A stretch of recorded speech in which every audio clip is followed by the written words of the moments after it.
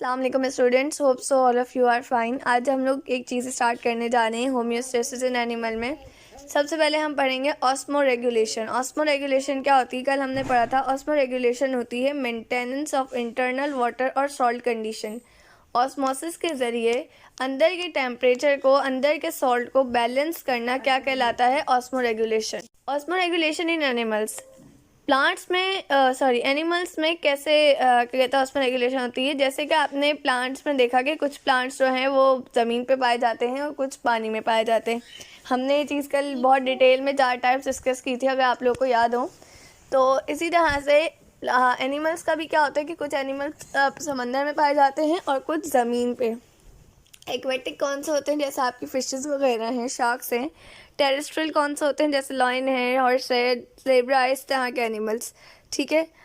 According to their environment their cells require more critical balance of water in solutes. अगर वो पानी में रहते हैं या चाहे वो ज़मीन पर रहते हैं, उनकी बॉडी को अपने अंदर के वाटर और नमकियात यानी कि सॉल्यूट्स का मतलब क्या होता है? अपने अंदर के मौजूद आयंस वगैरह को बैलेंस करना पड़ता है। ठीक है। उसको बैलेंस करने के लिए उन्हें क्या होता है कि उन्हें एक अच्छा इन्वायरमेंट चाहिए होता है। उनके कुछ क्रिटिकल बैलेंस होते हैं। वाटर क्या होता है? वाटर सेल के अंदर कंटिन्यूसली यानी मुस्तकिल आ रहा होता है और जा रहा होता है सेल्स में से। तो क्या होता है कि आपका जो सॉल्ट और वाटर होता है ना, वो सेल के अंदर एक कांस्टेंट क्वांटिटी में होता है। अगर ऐसा हो कि सेल के अंदर सिर्फ वाटर आ जाए और जाए ना, तो क्या वो क्वांटिटी बैलेंस रहेगी? नहीं, बिल्कुल नहीं रहेगी। तो इस वजह से क्या होता है, वाटर आ रहा होता है और जा रहा होता है, जिसकी वजह से वाटर और सॉल्यूट की क्वांटिटी कांस्टेंट रहती है। ये किसके लिए ज़रूरी होता है? ये हमारे मेटाबॉलिक फंक्शंस के लिए इम्पॉर्टेंट होता है। ठीक है। अगर ऐसा हो आपकी सेल के अंदर सॉल्यूट ज़्यादा आ जाए, अब वो सॉल्यूट बाहर नहीं जाएगा, तो फिर क्या होगा? आपकी जो बैलेंस है आपके वाटर और सॉल्यूट्स का, वो डिसबैलेंस हो जाएगा। एक्वेटिक एनिमल्स में क्या होता है? एक्वेटिक एनिमल्स को क्लासिफाई किया जाता है सॉल्ट की प्रेजेंट के बिना पर, यानी कि एक वाटर ऐसा होता है जिसके अंदर बहुत ज़्यादा सॉल्ट मौजूद होता है, जिसको हम लोग क्या कहते हैं? जिसको हम लोग कहते हैं मैरीन वाटर। सही है। और एक होता है फ्रेश वाटर, जिसके अंदर नमक कम मौजूद होता है। ये बात याद रखिएगा, फ्रेश वाटर और मैरीन वाटर की डेफिनेशन आ जाती है। Animal osmo regulate differently in both waters, दोनों वाटर्स में एनिमल्स का क्या होता है? ऑस्मो रेगुलेशन का तरीका अलग होता है। ऑस्मो रेगुलेशन फ्रेश वाटर में कैसे होते हैं? जब फ्रेश वाटर होता है ना, उसके अंदर कैसी कंडीशन होती है? हाइपरटोनिक कंडीशन होती हैगी। किसके अंदर हाइपरटोनिक कंडीशन होती हैगी? फ्रेश वाटर के अंदर पाए जाने वाले एनिमल के सेल या बॉडी में। हाइपरटोनिक का मतलब होता है हाई सॉल्ट, यानी कि जो फ्रेश वाटर में पाए जा रहे हैं ना, उनके पानी में देखो, ये फ्रेश वाटर में पाए जाने वाली मछली है। ठीक है। अजीब सी मछली जो फ्रेश वाटर में पाई जाती है। इसके अंदर बहुत सारा नमक मौजूद है, इसके अंदर सॉल्ट ज़्यादा है। और ये जिस पानी में मौजूद है, इस पानी में सॉल्ट कम है। तो जिस जगह पर सॉल्ट ज़्यादा है, यानी कि फ़िश के अंदर सॉल्ट ज़्यादा है ना, तो हम फ़िश को क्या कहेंगे? हाइपरटोनिक। क्या कहेंगे? हाइपरटोनिक। और वाटर के अंदर सॉल्ट कम है, तो हम वाटर को बोलेंगे हाइपोटोनिक। क्या बोलेंगे? ये देखो, ये रहा यहाँ पर हाइपोटोनिक। तो क्या होता है? फ्रेश वाटर एनिमल्स की बॉडी कैसी होती है? हाइपरटोनिक होती हैगी, जिसके अंदर से क्या होता है, इनके बॉडी और सेल्स को कुछ प्रॉब्लम्स कहते हैं फेस करनी पड़ती है कि इनके अंदर वाटर जो है वो ज़्यादा आ जाता है और पानी ज़्यादा लॉस होता है। अच्छा, उसके बाद क्या होता है? ऑस्मो रेगुलेशन फ्रेश वाटर में किस तरह से होती है, मैंने आपको बताया कि क्या होता है कि अंदर का टेम्परेचर कैसा है? हाइपरटोनिक है। तो क्या होगा कि अंदर वाटर ज़्यादा आ जाएगा। अगर पानी फ़िश के अंदर ज़्यादा आएगा तो क्या होगा? फ़िश फट नहीं जाएगी ज़्यादा पानी आने से। और अगर उसके अंदर पानी ज़्यादा आ रहा है और पानी उसकी बॉडी से ज़्यादा निकल रहा है, तो वो पानी अपने साथ नमकियात को भी ले जाएगा। ठीक है। तो ये थोड़ा सा एक ऑस्मो रेगुलेशन का इशू होता है। अच्छा जी, हम क्या करते हैं? हम एनिमल्स को 2 ग्रुप में डिवाइड करते हैं। एक यूनिसेलुलर होता है, एक मल्टी सेलुलर। मल्टी सेलुलर और यूनिसेलुलर में किस तरह से इस प्रॉब्लम को किया जाता है ख़त्म? वो लोग क्या करते हैं? अपने अंदर से एक्सेस वाटर को एक किस्म के वैक्यूल में से निकाल देते हैं, जिसको कहते हैं कॉन्ट्रेक्टाइल वैक्यूल। आप अमीबा और पैरामीशियम में देखते हैं, इस तरह से आप लोगों को बना के दिखाया हुआ होता है, मेरा ख्याल है। ये इस किस्म का कुछ स्ट्रक्चर होता है फ्लावर लाइक, जिसको वैक्यूल कह रहे होते हैं। पैरामीशियम या अमीबा में पाया जाता है। अच्छा, मल्टी सेलुलर में क्या होता है? इनका तो सिंपल है, ठीक है।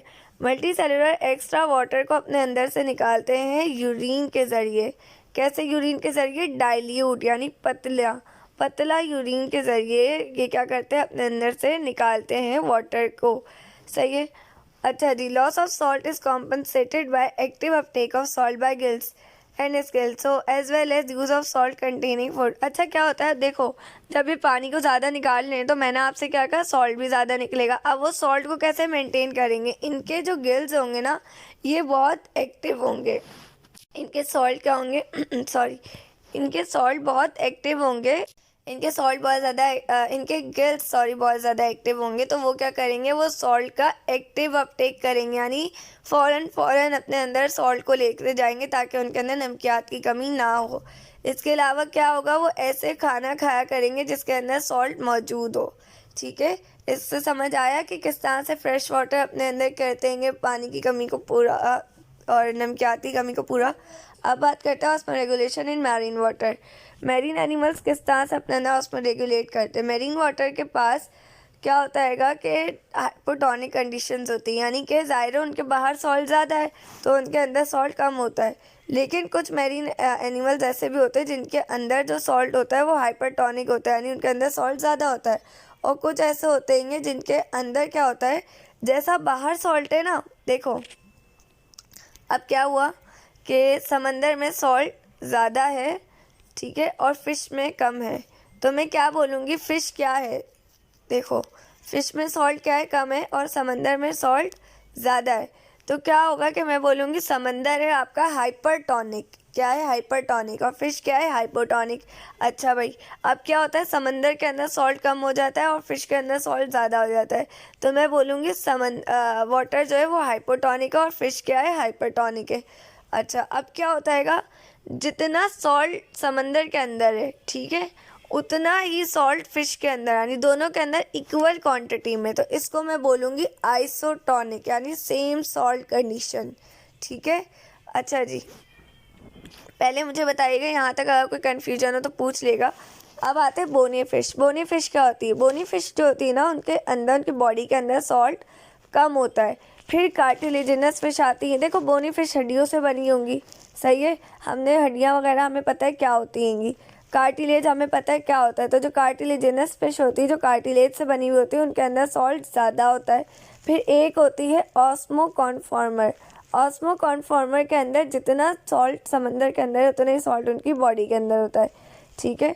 अच्छा जी, ये क्या करती हैं? इनके बॉडी के अंदर लो सॉल्ट होता है, इनके अंदर हाई सॉल्ट होता है। कहाँ पर होता है? इनके यूरिया के अंदर। ठीक है। और इसके अलावा ऑस्मो कॉन्फॉर्मर के अंदर सॉल्ट इक्वल होता है। अच्छा जी, बोनी फिश जो होती है actively get sea water and have salt glands to increase the salt and desalination. अब क्या होता है? इनके अंदर सॉल्ट की कमी है ना, तो ये क्या करती हैंगी? ये वाटर वगैरह जब लेती हैंगी तो सॉल्ट के ग्लैंड्स भी होते हैं इनके अंदर के, ज़्यादा सॉल्ट आ जाए तो उसको निकाल भी सके।